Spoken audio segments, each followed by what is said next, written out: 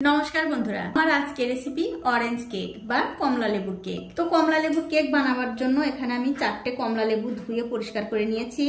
এখন একটা কমলা লেবু থেকে একটুখানি খোসা আমি একটা গ্রেটার দিয়ে গ্রেট করে নেব। একটুখানি, খুব একটা বেশি না, ছাড়িয়ে নিতে হবে। এটা কিন্তু আমাদের পরে কাজে লাগবে।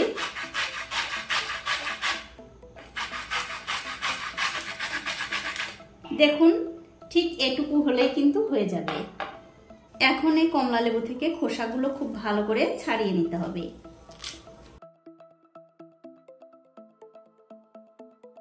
সবগুলো লেবু থেকে কিন্তু আমি খোসা ছাড়িয়ে নিয়েছি। এবারে এই লেবুগুলো ঠিক এরকম করে একটা একটা করে কোয়া বের করে একটু পরিষ্কার করে নিতে হবে।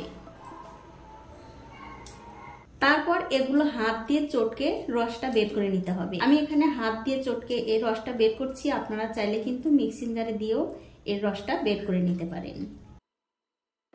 রসটা বের করা হয়ে গেলে এই রসটা একটু ছাঁকনি দিয়ে ছেঁকে নিতে হবে।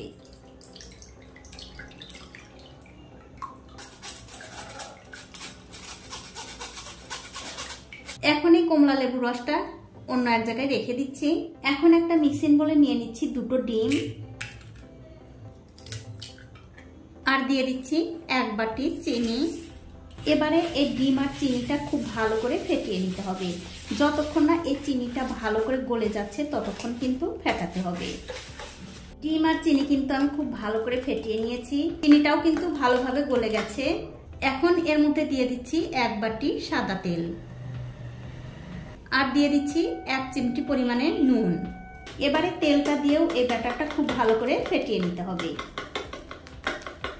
দেখুন, তেলটা দিয়ে এই ব্যাটারটা কিন্তু আমি আবার খুব ভালো করে ফেটিয়ে নিয়েছি। এখন আমি এর মধ্যে দিয়ে দিচ্ছি 1 বাটি ময়দা। এবারে এর মধ্যে অল্প অল্প করে কমলা লেবুর রস দিয়ে আবার খুব সুন্দর একটা ব্যাটার তৈরি করে নিতে হবে।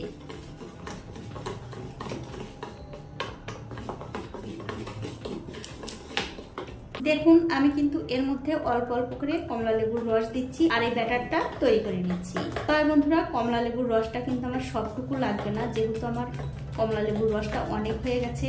তার জন্য যেটুকু লাগবে আমি কিন্তু সেইটুকুই দেব।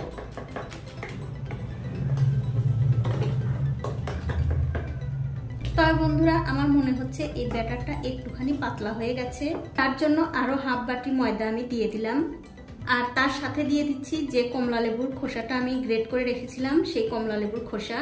আর দিয়ে দিচ্ছি অরেঞ্জ ফুড কালার। যেহেতু আমি কমলা লেবুর কেক বানাচ্ছি, দেখতে যাতে সুন্দর লাগে তার জন্য একটু ফুড কালার দিয়ে দিলাম।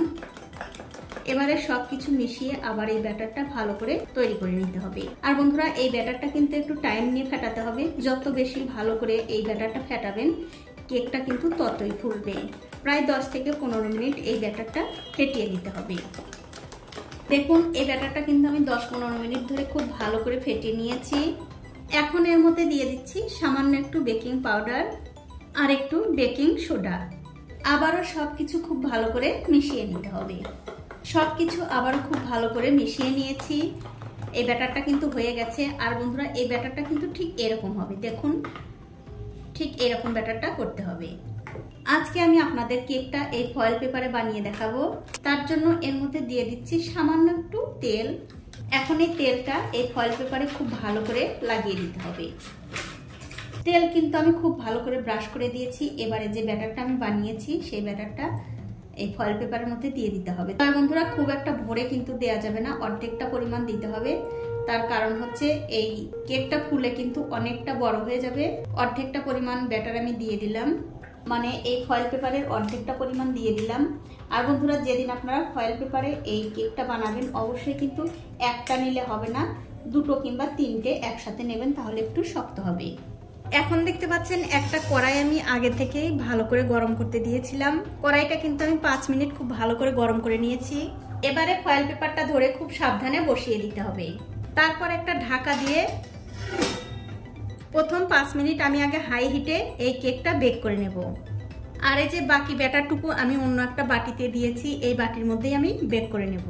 5 মিনিট পর আমি গ্যাসের ফ্লেমটা মিডিয়ামে রেখে এই কেকটা 20 থেকে 25 মিনিট বেক করে নেব।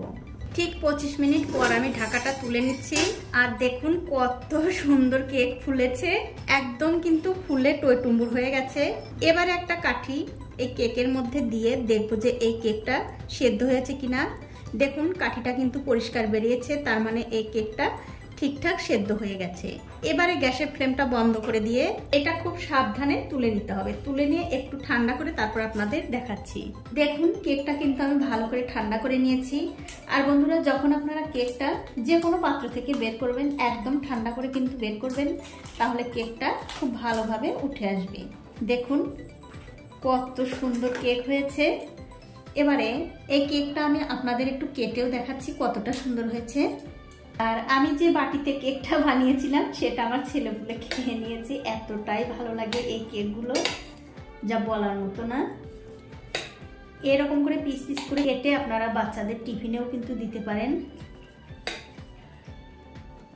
আর এই কেকগুলো যাকে খাওয়াবেন সেই কিন্তু আপনার প্রশংসা করবে। কেক আপনাদের দেখিয়ে দিচ্ছি কতটা সুন্দর হয়েছে। দেখুন একদম কিন্তু নরম তুলতুলে। তো সবটুকু কেক কিন্তু আমি কেটে নিয়েছি। এবারে এক পিস কেক আপনাদের ভেঙেও দেখাচ্ছি কতটা সুন্দর হয়েছে। দেখুন একদম কিন্তু নরম তুলতুলে। যে কেউ কিন্তু এই কেকগুলো পছন্দ করবে, যাকে খাওয়াবেন সেই কিন্তু প্রশংসা করবে। আর দেখুন কত সুন্দর একদম স্পঞ্জি। তো বন্ধুরা, ভিডিওটি যদি আপনাদের ভালো লেগেই থাকে অবশ্যই একটা লাইক, কমেন্ট আর শেয়ার করতে ভুলবেন না।